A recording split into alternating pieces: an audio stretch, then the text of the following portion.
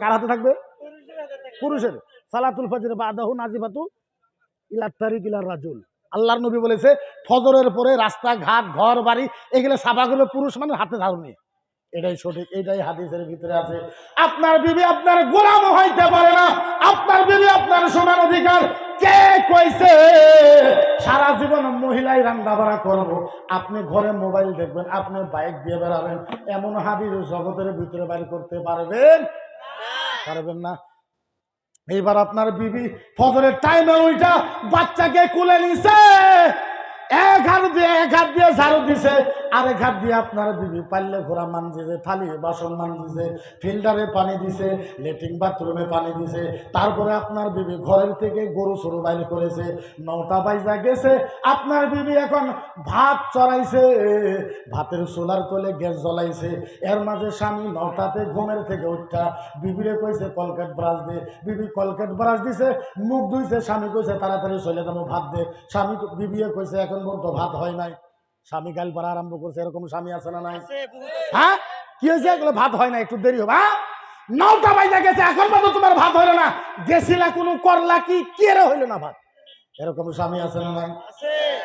আপনি মনে রাখেন, আপনার চরিত্র যদি এইটা হয়, খোদার কসম আপনি আস্তে কইরা সুন্দর কইরা আপনি আল্লাহর জাহান্নামে যাবেন।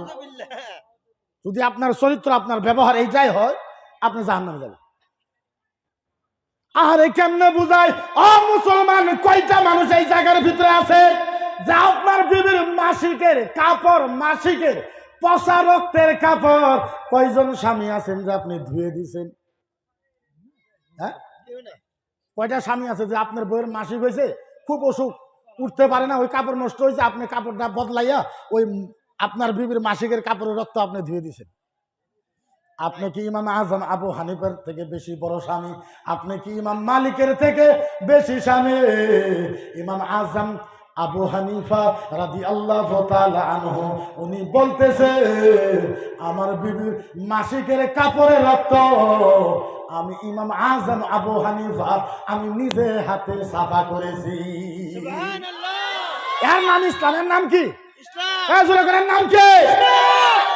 এখন হিন্দু ভাইরা কিছু কথা সত্য কয় যে মুসলমানের মহিলার ইজ্জত দেয় না, সত্য কথা। কিন্তু আমরা যখন টকশোতে যাই আমরা সাফা করি যে না না না না, তোমার কথা মিথ্যা। কোরআনে হাদিসে মহিলার ইজ্জত দিছে, এটা সত্য কথা, কিন্তু মুসলমানে দেয়নি। আপনি দেখবেন তো সন্ধ্যায় 4টে 4:30 বাজার বাইক নিয়ে হিন্দু এলাকার যাবেন তো দেখবেন হিন্দু এলাকার প্রত্যেক বাড়ি বাড়ির সামনে মহিলারা সুন্দর করে ক্রিম সিরিম দিয়ে ফুটা সুটা দিয়ে চেয়ারের উপরে ঠ্যাং, এক ঠ্যাঙের উপরে ঠ্যাং দিয়ে সুন্দর করে বসে আছে, থাকে না? থাকে না? আর 4টে বাজে আঙ্গুর বউগুলো দেখবেন তো ইনু ধুলা, ইনু কালি, ইনু উঠ মুঠা, ইনু চ্যাপটা, ইনু পেট ফাড়া, ইনু উড়া ফাড়া, একবারে খিচুড়ি হয়ে আছে। কি একটা সুরত বানায় রাখছে। আপনি এই জন্য বিয়ে করেছেন, আপনার জন্য বিয়ে করা হারাম, আপনি কেন বিয়ে করলেন? আপনি যদি আপনার বিবিকে রাখতে পারবেন না, শক্তি যদি আপনার নাই, আপনি রোজা রাখেন, কে কইছে আপনারা বিয়ে করবেন? সাবালক হলে বিয়ে করবেন, কথা হইল নাকি? আপনি বিবিকে ইজ্জত সহকারে রাখতে পারবেন তাইলে আপনি বিয়ে করেন, নাইলে আপনার জন্য বিয়ে করা হারাম। কারা কইছে আপনারা বিয়ে করার জন্য? কি ব্যাপার? এখন যেটা পরিবেশ আমাদের ভিতরে দেখা যায় অত্যন্ত খারাপ।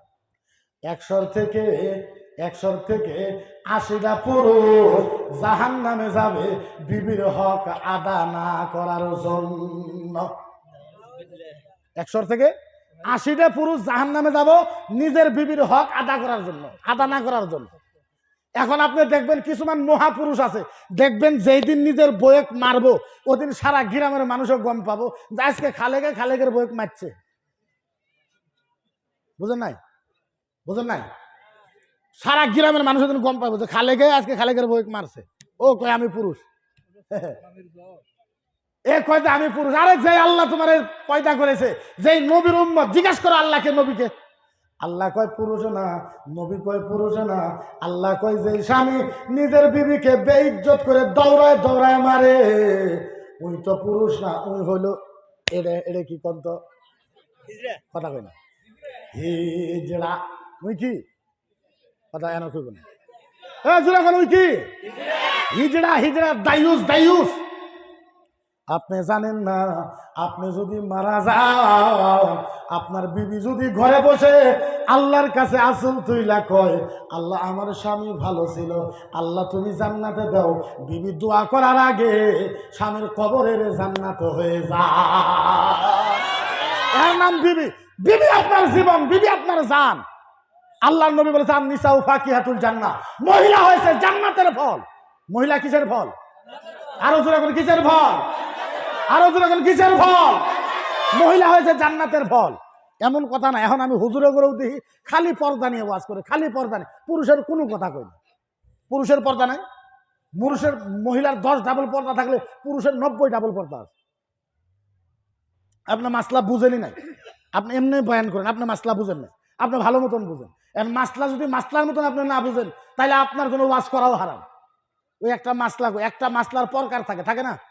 একটা কুত্তা, কুত্তা বুঝেননি? একটা কুত্তা আর ছাগলে জিনা করছে। কি করছে? কথাই কই না। জিনা বুঝেননি? আঙ্গুর মেয়ে মানুষ তো বুঝবো, এটা এটা খুব ইম্পর্টেন্ট বস্তু। আমরা যদি না বুঝি জিনা বুঝবো কারা? একটা কুত্তা আর ছাগলে জিনা করছে। জিনা করার পর ছাগলের পেটে একটা বাচ্চা হয়েছে, মাথাখানি কুত্তার মতন, তলের খানি ছাগলের মতন। আচ্ছা, কোন শ্রেণীটা খাওয়া চলবো? হুজুরা খাওয়া চলবো? চলবো হুজুর? হুজুরা কিছু কই না দিলে ফাঁস পাই। হ্যাঁ, ওনারা কি কই? কুত্তা আর ছাগলে জিনা করছে, ছাগলের পেটে বাচ্চা হয়েছে, মাথাখানি কুত্তার মতন, তলের খানি ছাগলের মতন। মুফতির কাছে গেছে, হুজুর হুজুর আমার একটা ফতোয়া দেন। ফতোয়া ফতোয়া ফতোয়া বলে কি ফতোয়া? হুজুর গো, আমার ছাগল, কুত্তার ছাগল জিনা করেছে, ছাগলের পেটে বাচ্চা হয়েছে, মাথাখানি কুত্তার মতন, তলের খানি ছাগলের মতন, হুজুর ফতোয়া দেন। মুফতি কয় নাউজুবিল্লাহ, দা দা দা দা দা দা, নাউজুবিল্লাহ মিন যালিক, না না, এটা খাওয়া হারাম। ছাগলওয়ালা একটু দেওয়া নেই। ছাগলওয়ালা বলে হুজুর হারাম হবো কে?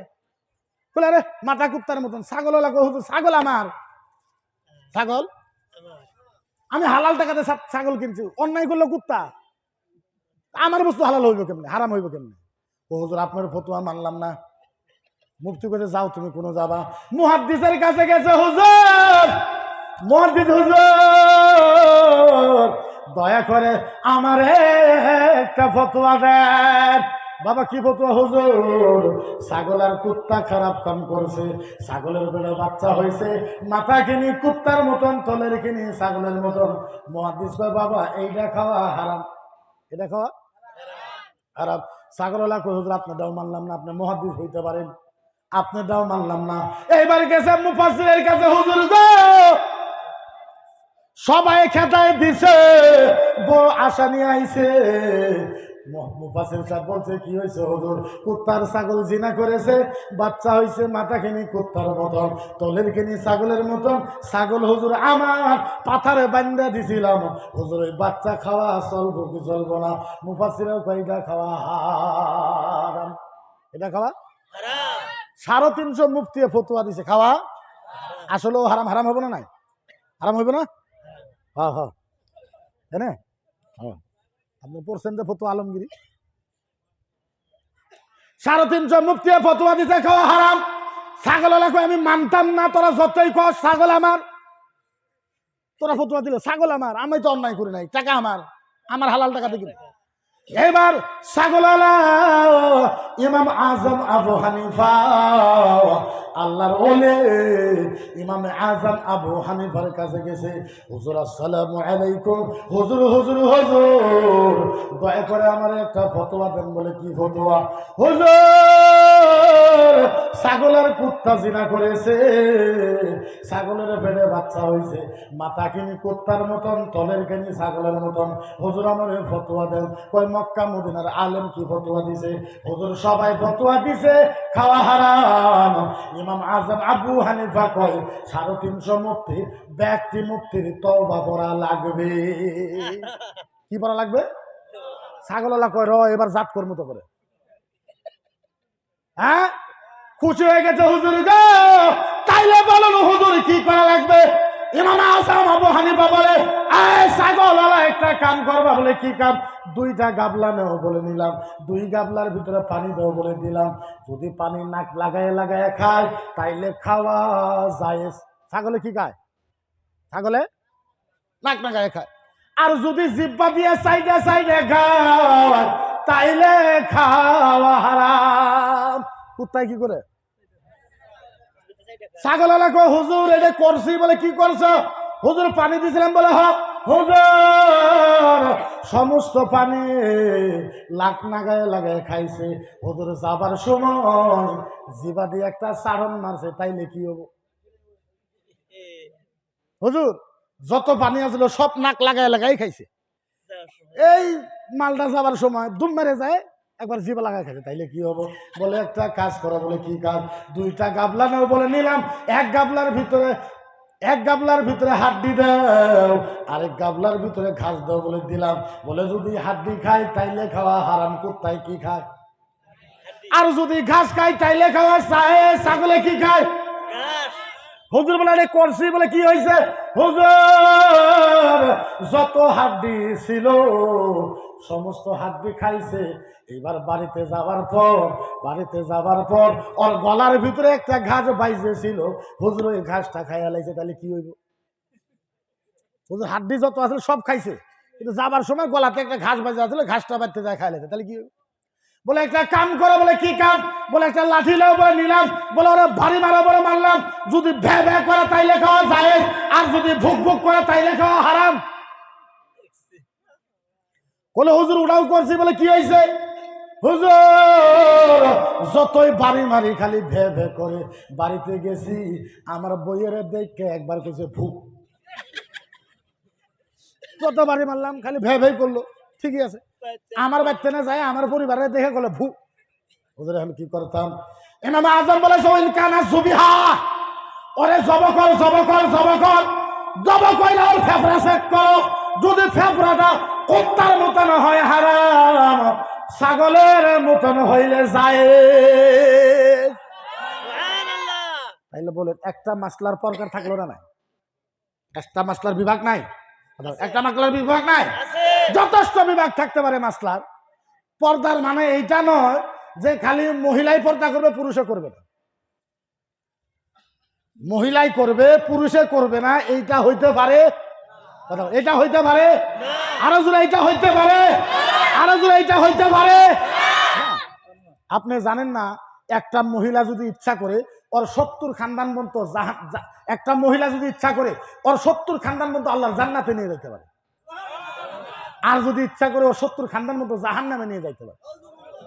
ও মুসলমান, এত সুন্দর ধর্ম পাইলাম, এত সুন্দর দিন পাইলাম, আপনাদেরকে কেমনে করে বোঝাবার পরা ক্ষমতা নাই।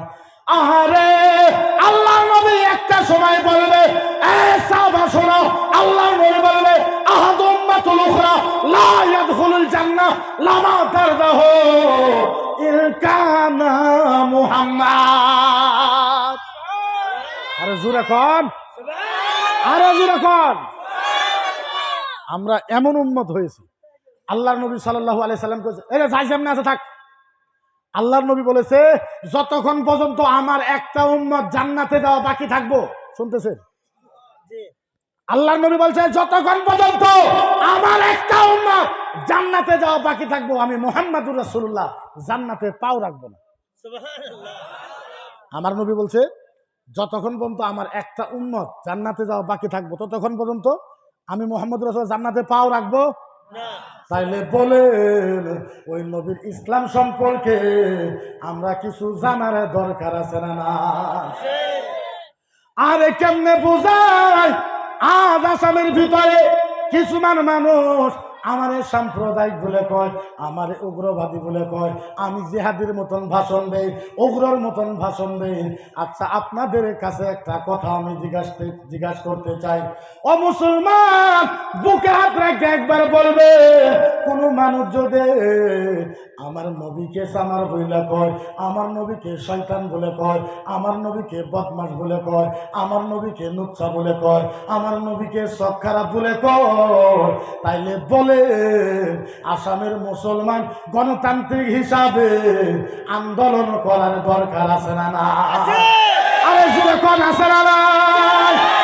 আমার নবীকে কেউ যদি বিরুদ্ধে করে, আমি কারো বিরুদ্ধে করি না, মদিনার নবীর বিরুদ্ধে করলে নবীর পক্ষে মুসলমান ওঠার দরকার আছে না না? আল্লাহু আকবার। আমরা কারো বিরুদ্ধে করি? আমরা কারো বিরুদ্ধে করি? আপনি একবার মনে করেন, আপনার বাবাকে কেউ যদি লুচ্চা বলে কয়, আপনার বাবাকে কেউ যদি চোখ খারাপ বলে কয়, আপনি মানবেন? আপনি মানবেন? আর আমার নবী সাল্লাল্লাহু আলাইহি সাল্লামকে বলেছে, আল্লাহর নবী চোখ খারাপ, লুচ্চা, চামার